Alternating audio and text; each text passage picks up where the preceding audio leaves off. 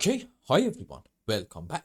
In today's update, we are going to check out on this price chart and see what is happening. And I'm going to tell you why as we move forward, I'm going to say basically in the next coming 15 days, I'm going to just be a little bit more aggressive and buy the dips more and more in Ondo. Now, if you remember the last time that we talked about Ondo, we were right around this area and the idea was that, well, okay, this can be 1, 2, 3, 4, 5 wave up followed by a correction down. So yes, we may have a bit of a bullish setup in here, suggesting the next move in Ondo is going to be a good one up.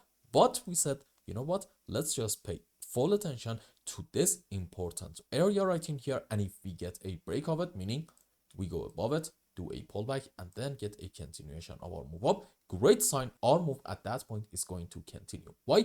Because we said if we want to do this at that point, it is essentially going to be confirmed that yep, we are having a head and shoulder structure, and the target for it was, let's just measure it from this point to what it was, somewhere around, let's say 45 cents area, meaning from here we could have expected something like a 10-12% move on the upside, which in the short term wasn't that bad. So what happened? As you can see, we did not get a break of this region, and instead we got a bit of a move on the downside.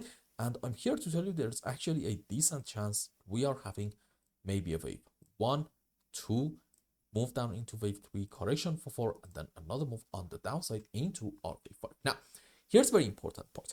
Having a 5 wave down off of the highs can definitely be not necessarily an optimistic sign. However, there's also a chance that this is actually part of a correction structure. Let's go around here. Okay, you see, I'm thinking about right now in Ondo having something like an ABC expanded flat, which looks like this. This is our initial move down into A, correction for wave B, and then we're going to have another move down into C, and into our wave C, we are going to take the low of our wave A, and for our B leg, we are going to take this initial high, and in terms of the sub waves, okay, ABC into A, ABC into B, there we go, followed by, yep, where is it? Okay, a 1, 2, 3, 4, 5 wave down into our C leg. Now, let's go on the live chart. So, we said this is a 5 wave down most likely. Also, in my view, this can be an ABC.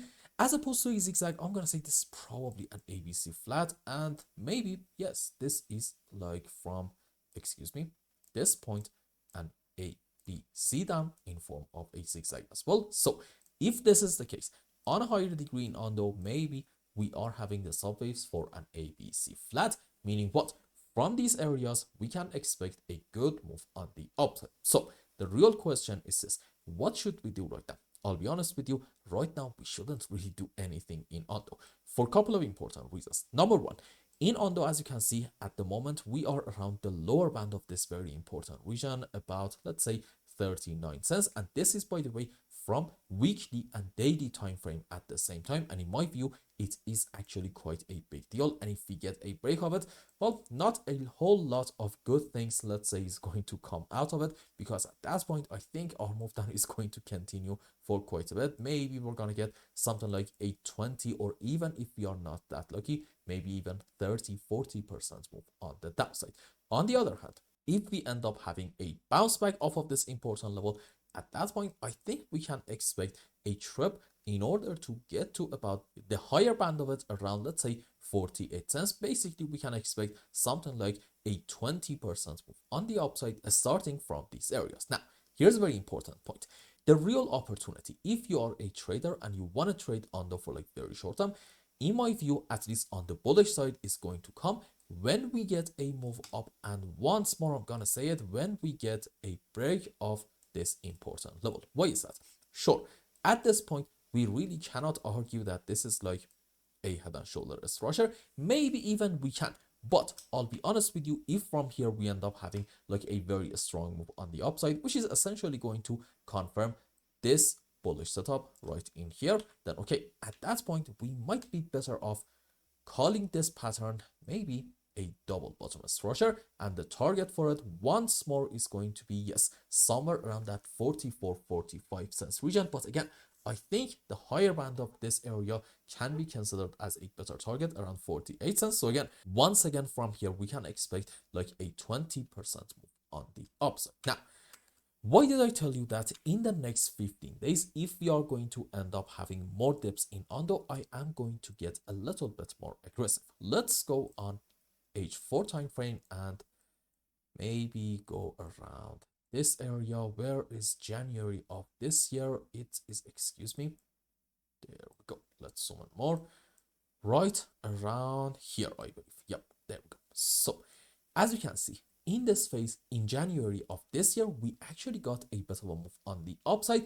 And pay attention to what happened prior to January 19th, right in here.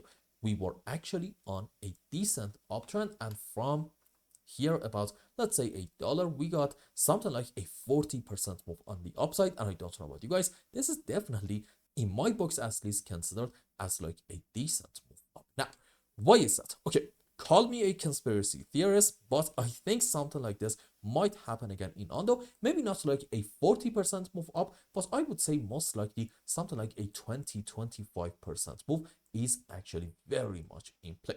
Why is that though? Well, that comes down to what we talked about in the previous video. You see, in case that you're not active on social media and you don't really follow Ondo tokenomics, you should know that in the next coming 25 days, we are going to have major token unlocks. And I would argue for some reason, and by the way, I want to say for some reason, in the interest of not getting accused to being like a conspiracy theorist, so let's just say this, for some reason, prior to every token unlock in a lot of crypto projects, and not necessarily Ondo alone, we are usually going to see some moves on the upside. And I'll be honest with you, I'm not 100% sure what is actually causing that move up. So let's just say this, I have seen these types of moves before, and I do have an idea about what might cause such a move. But again, just because I'm not sure, I'm not going to say anything about anybody. I'm just going to wait a little bit more, maybe until the next 10 days, and see, are we going to have something like this or not? If we get it, I am going to take advantage of the buy opportunity that I'm given, because I do think after, let's say, January 5th, January 6th, basically in about 10 to 15 days prior to that major token unlock, we are going to witness a bit of a move on the upside in Ondo.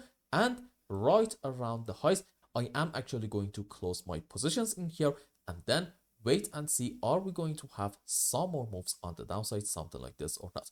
If we get it once more, I'm just going to buy the dip. The point that I'm trying to make is this: Ondo is not actually a project that you want to just buy all at once. No, this is just a buy the dip type of project, since we are having in the next coming years major token unlocks. So again, on one hand, we are fighting with maybe, I'm not going to say like a bit of a bear market, but definitely some sort of a downtrend, maybe even like a midterm downtrend. And on the other hand, we are also trying to fight with major token unlocks. So again, that may put downward pressure on Ondo in the short to midterm. But overall, I think the price is going to appreciate by the end of this cycle. And again, that's like a very important reason for why I'm not necessarily buying a huge amount of Ondo when we are getting more and more dips. Like, do not get me wrong, I am buying more Ondo relative to, for example, let's say 30-40 days ago, but I'm fully considering having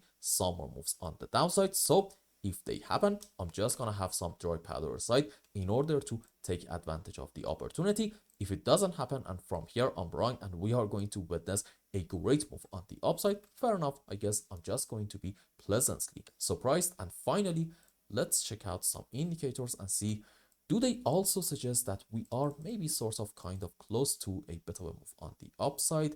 Let's just delete volume. Where is it? There we go.